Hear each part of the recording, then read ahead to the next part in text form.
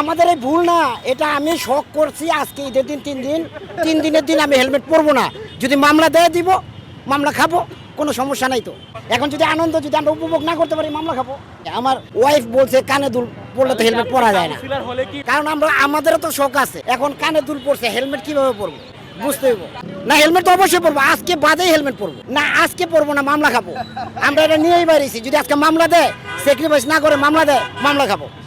এখন যদি আনন্দ যদি আমরা উপভোগ না করতে পারি, মামলা খাবো।